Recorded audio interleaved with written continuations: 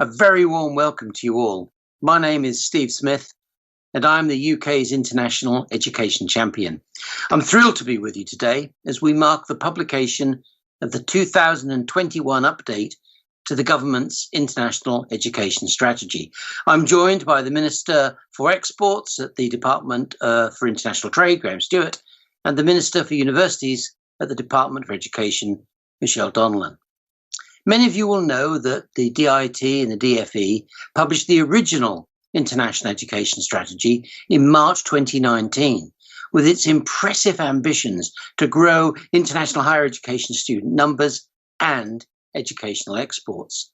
This strategy put forward a set of commitments from the government outlining the concrete actions it would take leading up to 2030 in order to support the UK's education sector internationally. Since then, of course, we've been hit by a global pandemic, which has affected in a great way the education sector. It's affected all parts of the UK economy and society at large. It's timely then that as the government continues to support the sector through this pandemic and beyond, we also receive a renewed and unchanged commitment to these international ambitions. I'll shortly invite Minister Stuart and Minister Donelan to share in further detail how the government intends to do this, as set out in this year's update to the International Education Strategy. It is, of course, key to the success of the strategy that the government does not work alone. That's why I'm also delighted to be joined today by Cara Owen, the British High Commissioner to Singapore, by Kate Ewart-Biggs, the Interim Chief Executive of the British Council, by Caroline Wright, the Director General of the British Educational Suppliers Association, or BESA, and by Vivienne Stern, the Director of Universities UK International. I'll hand over shortly to each of these speakers who will share their reflections on the 2021 update to the International Education Strategy, what it means for the sector, and how their activity complements it. However, before I do, if I may, I'd like first to emphasise what a delight it is to be able to launch this publication alongside my esteemed colleagues in my capacity as the UK's International Education Champion. A key action that the government committed to in 2019 was the appointment of a representative who'd work closely with the entirety of the UK education sector and those in government in England, Scotland, Wales and Northern Ireland. The job of this representative would be to champion a coherent UK education offer abroad. I was delighted to be appointed to this role in June last year, following 18 years as the Vice-Chancellor of the University of Exeter. So while my background is in higher education, my brief as International Education Champion is to champion all of the UK education sectors internationally from each of the four nations, from EdTech to international schools, from technical skills to early years and ELT. Since my appointment, I've conducted virtually nearly 100 meetings and engagements with both domestic and overseas stakeholders, and I'm pleased to say that we've now identified a range of priority markets where I'll be focusing my activity as the champion. These priority markets have been chosen based on my engagement with the devolved administrations and the education sector and are outlined in the update to the strategy. I'm happy to report that I've already begun a series of virtual engagements with these markets, including a trade mission for UK EdTech companies to India and the UK-Indonesia Joint Working Group. Of course, when circumstances allow, I very much want to be able to develop these relationships in person. Until I can do so, I offer my commitment to the whole of the sector in each UK nation that I'll do everything I can to support the development of educational partnerships and export opportunities between the UK and our international partners. I'm now pleased to hand over to the Minister for Exports, Graham Stuart. Well, thank you, Steve, and welcome everyone. I'm delighted you could join us today as we launch this year's update to our International Education Strategy. Now, as one of Britain's greatest ever academics, the theoretical physicist Stephen Hawking, once said, "People who boast about their IQ are losers." So it's one mistake I hope I'm smart enough to avoid. But Hawking also famously remarked that the most obvious signal of human intelligence is in the ability to adapt, to change, to reimagine, reshape, and reform what we do and how we do it to meet the changing demands of evolving circumstances. And of course, we now have a world changing faster today than ever before. Nations seeking a route to recovery from the unprecedented impacts of the COVID-19 pandemic. And it is, of course, education that will give people the mental agility to meet those challenges. And British education providers will be at the forefront of helping humanity meet future threats. Now, when the Department for International Trade and the Department for Education jointly published the International Education Strategy in partnership with the sector in 2019, we could not have imagined the impacts that this terrible pandemic would have. Since then, we've tried to respond quickly to adapt the support we provide to UK education providers and help them through what has been an unprecedented period of global disruption. I was delighted at the appointment of Sir Steve Smith as our first international education champion to the new student route for entry into the UK, which we introduced last October, and a new graduate route for post-study employment, which will take effect this summer. So we're putting a range of different measures in place to help the sector. And as the pandemic has unfolded, the government has provided a range of other support, both practical and financial, to help education providers and the students they serve. From the coronavirus job retention scheme to the introduction of visa flexibilities to support students who couldn't meet immigration requirements as a result of the pandemic, or providing higher education providers with access to £256 million of student premium funding so they could tackle hardship for students in the 2020-2021 academic year. But we know we must do even more to help British education exporters thrive during the year ahead, which is why we've adapted our international education strategy for 2021 to offer the support that providers require as we emerge from the crisis, recover and return to growth, we hope, in the months ahead. It restates our determination to grow the value of UK education exports to £35 billion a year and raise the number of international students coming to the UK to 600,000 annually, both by 2030. But we know that targets have been set previously and not met. That's why we're determined to work so closely across government. So Michelle will be speaking next for DFE, DIT, but also with the sector. That's why we're also seeking to update the strategy and make sure we're doing everything in our power to deliver those targets. So it's not just rhetoric, it turns into a reality. And these are goals we've committed to despite the disruption caused by COVID-19, working with the devolved administrations, sector, and through international cooperation with partners worldwide. This updated strategy details the additional support we've put in place to boost export-led growth in the sector, from identifying priority nations for Sir Steve to engage with as our international education champion, starting with India, Indonesia, Saudi Arabia, Vietnam, and Nigeria, or partnering with UCAS, UK CISA, and other sector bodies to enhance the international student experience in this country, from application to employment, to increasing export opportunities for UK chartered professional bodies and special educational needs and disabilities providers, and using our global influence to develop education partnerships with governments in exciting new markets worldwide, from Latin America to the Indo-Pacific, Sub-Saharan Africa to Central Asia.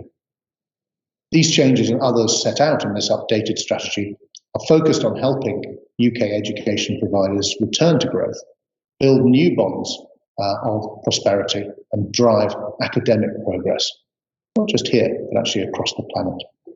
This updated strategy contains case studies that showcase the fantastic work that British providers are doing to fulfil their export potential and the pivotal role that government plays in helping them achieve their goals. I think of providers such as the Norwich Institute for Language Education, which welcomed a group of Chilean teachers to the UK after taking part in an ELT trade mission to Latin America led by DIT. And the brilliant UK EdTech platforms Twig Education, Manga High and Little Bridge, which worked alongside the Mexican government to provide students and teachers with free digital learning during the pandemic, helping strengthen the education and cultural bonds between Britain and a new generation of international students. Indeed, providers right across our international education sector, from schools to early years provision to higher education, have adapted to the impact of the pandemic with phenomenal dynamism, flexibility, and determination, ensuring the benefits of this brilliant British resource continue to be shared worldwide. Another great example is the pioneering work of Burton and South Derbyshire College, which established the first international college for women in Saudi Arabia with the backing of our export credit agency, UCAF, helping broaden the educational horizons of future generations of young people across that country. UCAF's work to ensure that no viable British export fails for lack of finance is a key part of the support my department is providing education providers and other exporters across the UK, as we help them embrace the benefits of global trade. So from promoting their services overseas as part of our Great UK campaign, to helping them build ties in new markets through our international trade missions and the expertise DIT's global network of expert trade advisors. And the new trade deals we're signing with partners worldwide are set to open ever more doors for UK education providers as we retake our place as an independent trading nation on the world stage once again. To date, DIT has agreed trade deals with 63 countries, including the EU, accounting for £885 billion of UK bilateral trade, with more to come. A great example of this is the deal we're currently negotiating with New Zealand, which is set to benefit education markets in both our countries, as we seek provisions that include modern rules across the services sectors on areas like cross-border supply and digital trade. So as the global economy emerges from the shadow of COVID-19, and by God, we look forward to that, and we look ahead to a renewed trade and investment world in which education will be key, we will follow Stephen Hawking's advice, adapting to these fast-changing times with renewed ambition and determination, and embracing the opportunities that this new era promises to bring. Our updated international education strategy provides a foundation stone on which we can build so that together we can, as government and providers, move forward side by side to shape an even bigger, bolder, brighter future for UK international education. So we can unleash the capabilities, skills and expertise this sector possesses in such abundance. I'm delighted to have had the opportunity to address you all today as we publish this strategy, and I'm pleased to pass on to my colleague, Minister Donelan, the Minister for Universities. Hello, I'm pleased to be talking to you today. Although I wish I could be with you in person, we all have to do our bit by staying at home where possible to protect the NHS and save lives. And thank you for the part that you're all playing too, both personally and professionally. I have been consistently impressed by the resilience of the sector and the efforts you have each made to face the challenges head-on that this pandemic has posed, including the consistent flexibility you have shown to all students, including international. And given the scale of the challenge that we are facing at home, it might seem strange to look overseas and talk about growing education exports. However, this pandemic has only served to strengthen the case for a truly global Britain. International cooperation and partnership remains vital to our recovery, offering opportunities for collaboration and knowledge exchange, and education exports are well placed to support the UK's economic recovery and regrowth. That is why I am proud to be recommitting to the ambitions of our international education strategy and to be publishing an updated strategy with more actions to drive progress. Minister Stewart has already set out how we will continue to support the sector to increase the value of education exports to $35 billion per year through building global partnerships and networks, especially following our agreement of a deal with the European Union. Equally important is our ambition to increase international student numbers to 600,000 per year by 2030, and our drive to export the UK's excellence in global study and learning overseas. We are clear that our growth must be responsible, sustainable, and therefore more diverse. And I look forward to continuing to work with Sir Steve Smith on our Global Britain agenda in his role as the International Education Champion to harness new and emerging markets and attract students from all over the globe. I want the UK to be the country of choice for international students, because international students enrich the university experience for all, including those from the UK, as well as the communities that they live in. And I'm so proud that the sector has gone above and beyond to ensure that international students' physical and mental health has been prioritised during this pandemic. And beyond our wider efforts to mitigate the impact of the pandemic on students' education, we were one of the first countries to introduce concessions to immigration rules so that students weren't adversely affected by the unique situation that they were facing. The government has also implemented a number of policy changes to ensure that international students can still enjoy our new internationally competitive post-study work offer, the graduate route, which launches this summer. This will grant eligibility to students with up to 3 years leave to work or look for work in the UK. This is alongside the new student route, which improves on the previous Tier 4 visa route, making it much more streamlined experience for international students, meaning we now have a world-class student visa offer, which will benefit so many that want to choose to study here and enjoy our world-class higher education offer. As Universities Minister, I want to ensure that a high-quality student experience remains at the heart of this world-class offer.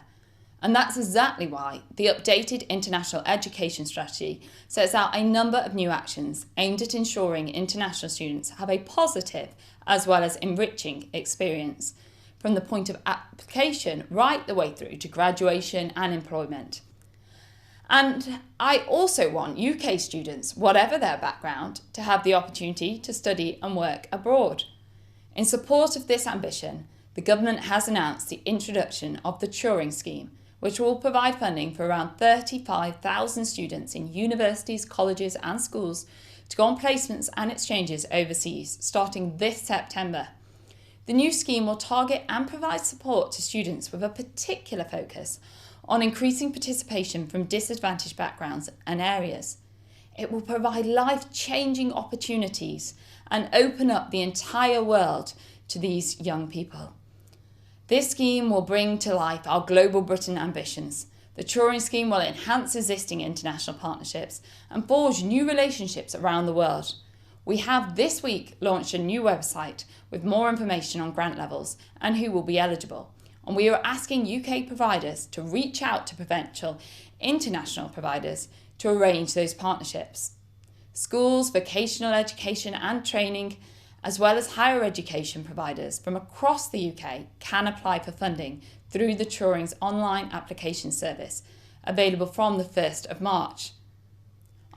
And on another note, I also want people from around the world to experience the UK's excellence and innovation in education and training. The UK's methods of teacher training and development are highly respected and sought after internationally. As Global Britain, we want teachers and trainees from around the world to train to our reputable domestic standards and create future opportunities for the international teaching profession.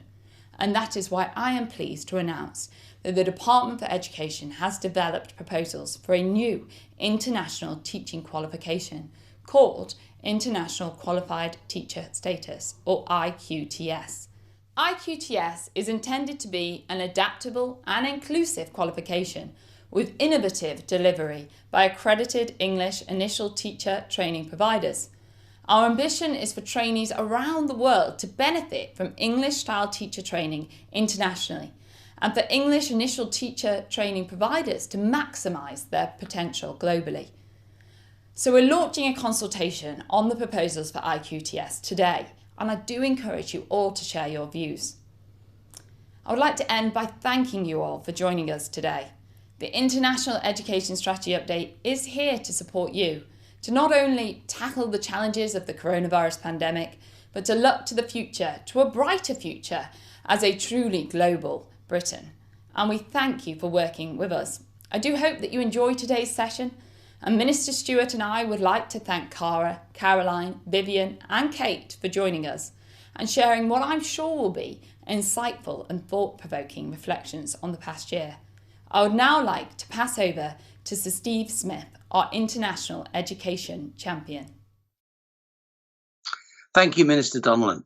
It's great to hear about the government's recently announced Turing Scheme and the proposals for developing a new international teaching qualification, as well as the range of support for international students. I'm confident that these new programmes will really enhance the sector's powerful international offer.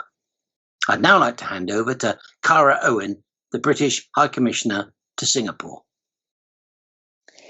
Thanks very much, Steve. I'm really delighted to be part of this panel, and I think I'm here because I'm representative of the ambassadors and high commissioners around the world in the UK network who spend at least some of their time promoting UK education and doing so with real pride. So many of us promote UK education, number one, because we're proud of the offering. We're proud of how the sector is continuing to change, evolve and innovate. We know that it underpins a large number of jobs in the UK and that it can be one of the drivers of growth in our country. We're also proud to promote it because we know that UK education is a really key part of what we think of as UK soft power in the world. Ambassadors and High Commissioners have a ringside seat when we look at the impact that exposure to UK education can have on individuals, not just on their own skills and capabilities, but also on the networks that they build, and also where they are likely to look for future collaboration, future trade and investment, and future innovative partnerships. Once they've had exposure to UK education, they're much more likely to look towards the UK for all of those things in the future and to be open to collaborating with UK companies in their own country. So for us, it's a complete no-brainer to help promote UK education.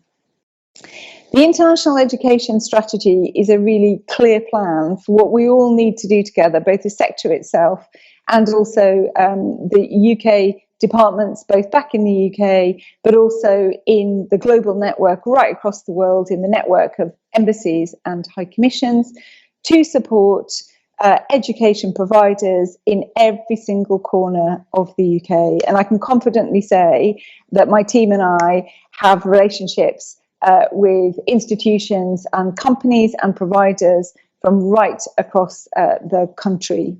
It's a very clear plan, and we are committed to supporting the sector and UK government departments as we roll it out. I said before that I'm really proud of the UK sector, and I am. I think you've showed a huge amount of sensitivity and innovation to cope with coronavirus, but I'm also really conscious that we can't be complacent on any level, and I know that you're not. I can see in the market that I'm sitting in, and I know that ambassadors and high commissioners throughout the Southeast Asia region see the same thing. Our competitors are incredibly active.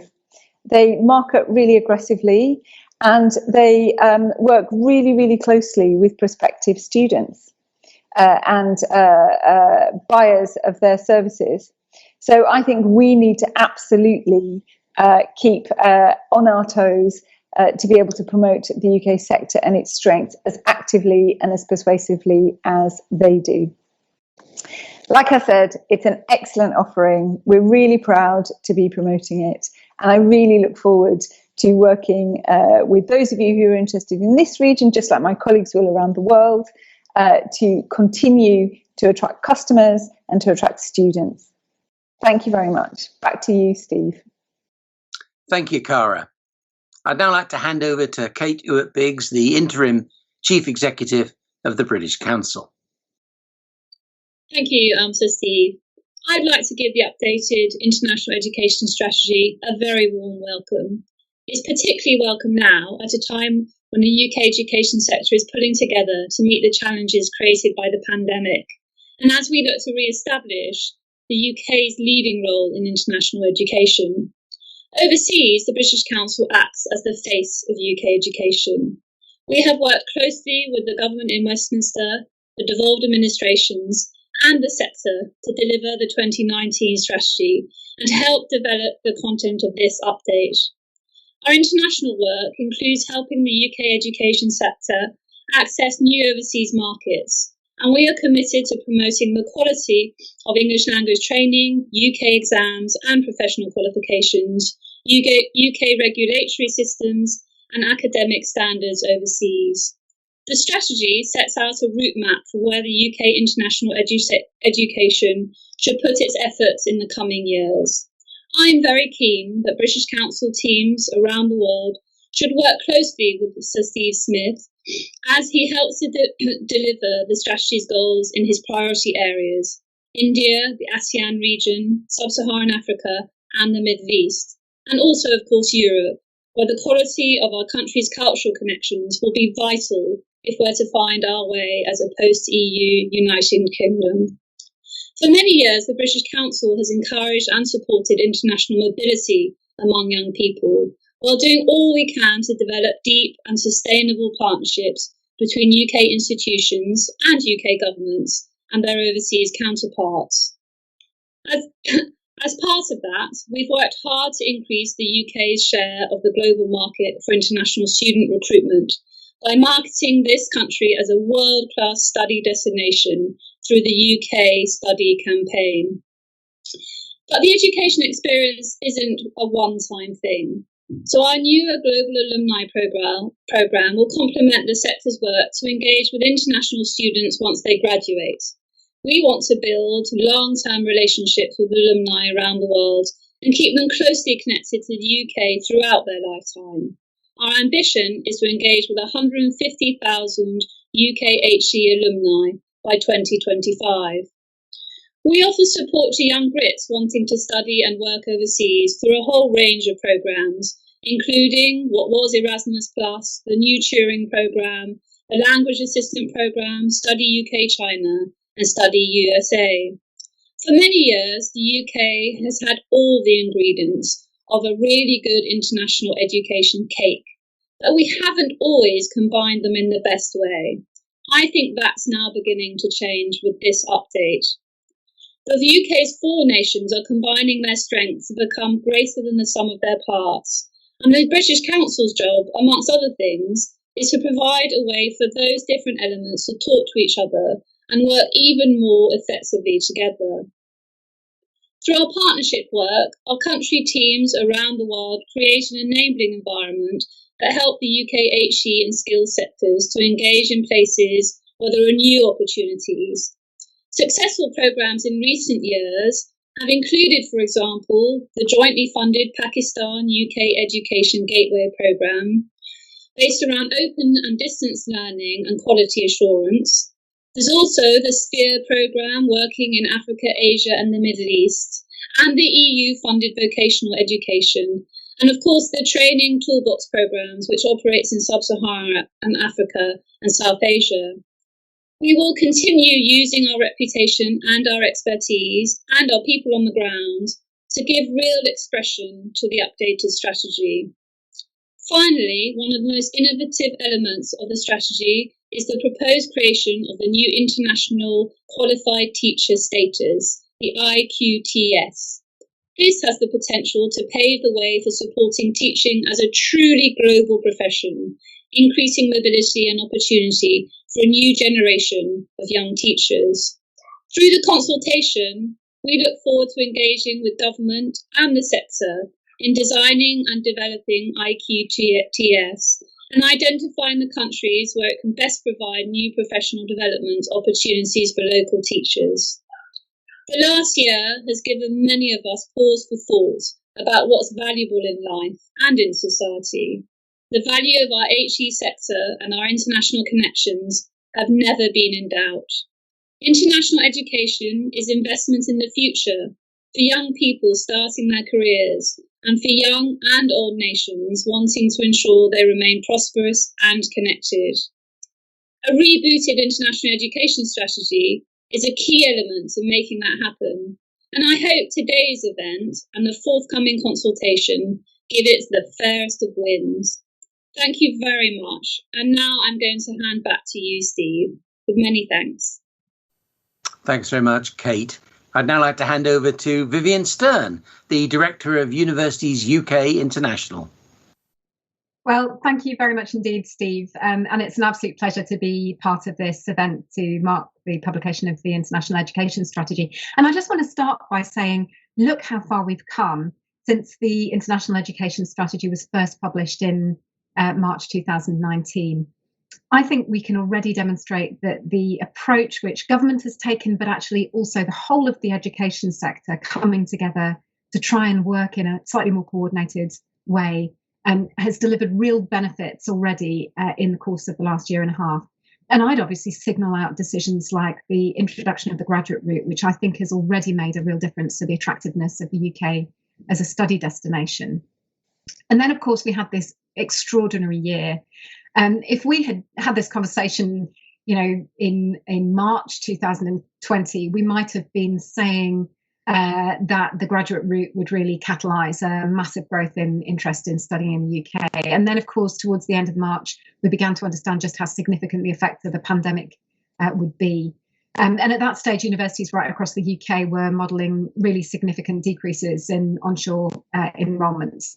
And at the same time, of course, we've been coping this year with the uncertainty caused by the ongoing negotiations between the UK and the EU. And so it has been a really difficult year. But I think there are plenty of reasons for optimism. The first is that student interest in studying in the UK remained remarkably strong during the pandemic.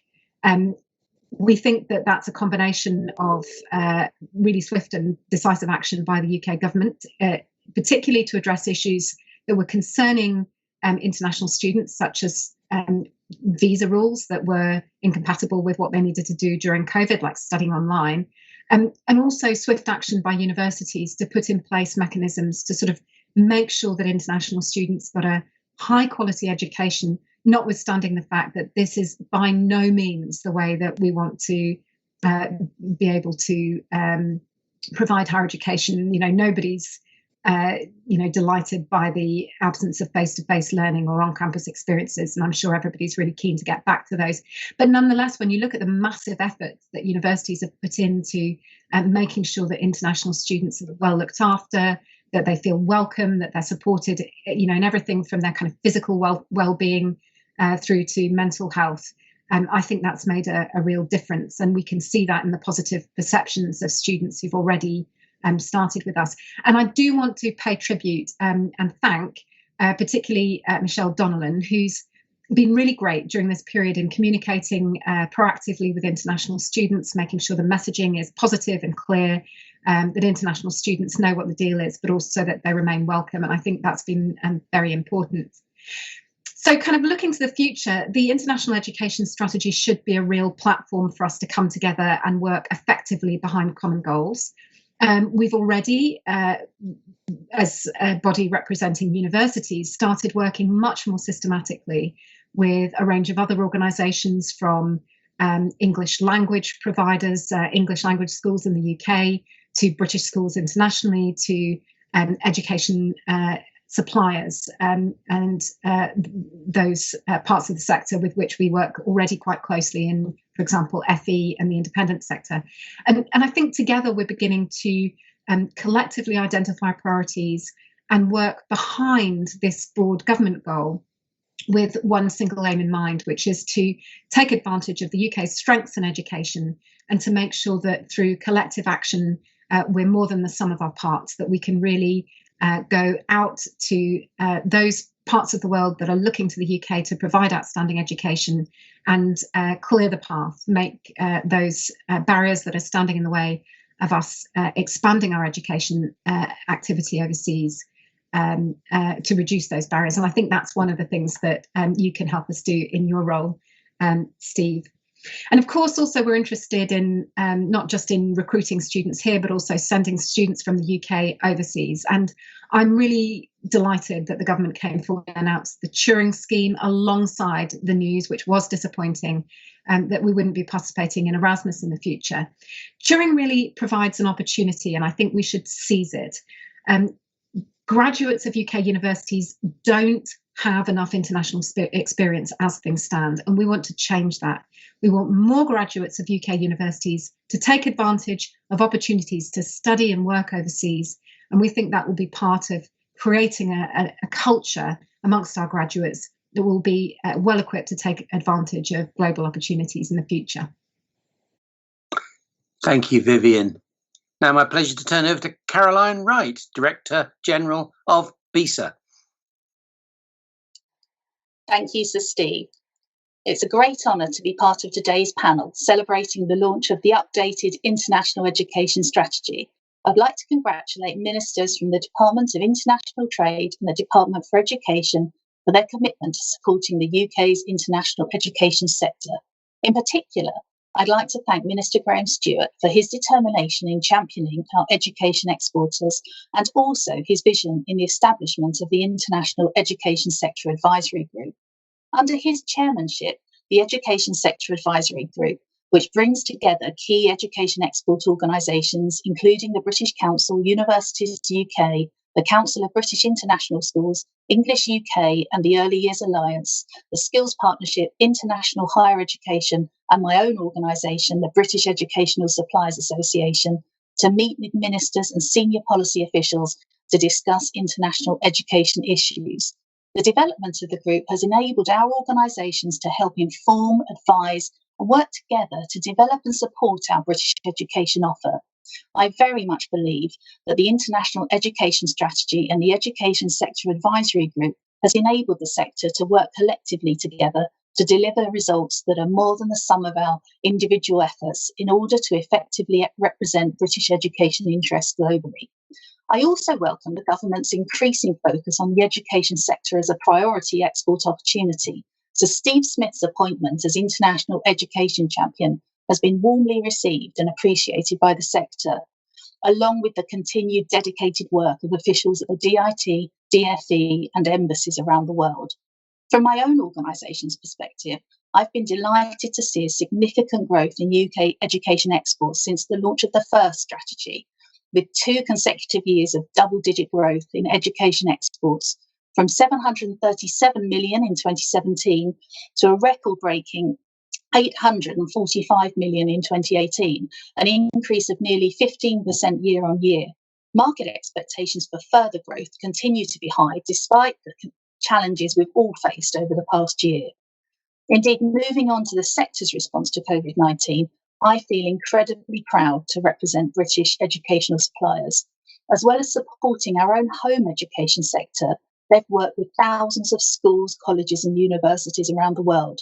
They worked hand in hand with school leaders, teachers at the outset of the pandemic to help them move to home learning, providing additional training, support resources to learners, often free of charge. In fact, the final figure will be much higher, but during the first 3 months of the pandemic alone, BISA members provided more than £36 million of educational resources and support to the education sector globally. Whilst there's no possible upside that could match the devastation that's been inflicted by COVID-19 globally, one small hope is that we're seeing the acceleration of the adoption and use of technology, both in society more widely and education specifically.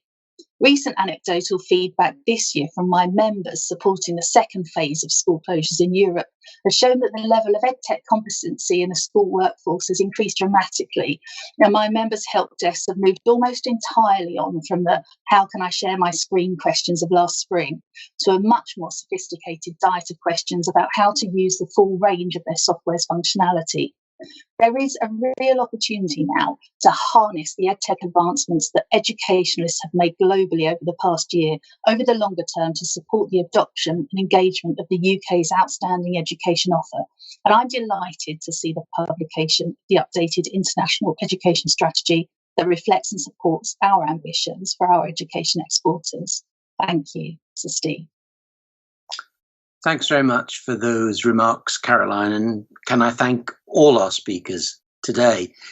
I think a resounding message that I've taken from what they've said is the benefit and the importance of having an enhanced and continued collaboration between government and the education sector. I'm delighted we were joined by Caroline and Vivienne, who both sit on the Educational Sector Advisory Group, which is co-chaired by Minister Stewart and Minister Donelan. Collectively, this group represents organisations across the UK's international education space, and it meets regularly to ensure that the sector and the government are able to work together on the international challenges and opportunities facing the UK education sector and to complement each other's activities. Through the difficulties of 2020, difficulties which of course persist into 2021, we've already seen this collaborative effort bear fruit, namely through the measures that we have together been able to swiftly put in place to help support the sector and students through a global pandemic. Our High Commissioner in Singapore, of course, raised the important point that we cannot be too complacent in promoting UK education on what is an increasingly competitive world stage. It was positive to hear, Cara, that we're able to count on the full support of the UK diplomatic network in our endeavours. With the actions outlined in the International Education Strategy this year, and with further programmes such as the Turing Scholarship and the International Qualified Teacher status, I'm confident that our continued efforts will ensure that UK education remains world-leading. So thank you then to all of those who've joined us today from wherever you are in the UK or in the rest of the world. I hope that the International Education Strategy continues to serve you in laying out the government's strategic priorities, support and commitment in driving forward our shared agenda. I'm absolutely confident that by working together, we'll be able to deliver the ambitious targets contained in the International Education Strategy. Doubtless, the strategy will develop over time, and I promise to be as inclusive as I possibly can be in involving stakeholders, both sectoral and in the devolved administrations, in implementing the strategy. I've been extraordinarily impressed with the desire of the education sector to pursue their ambitions for international education.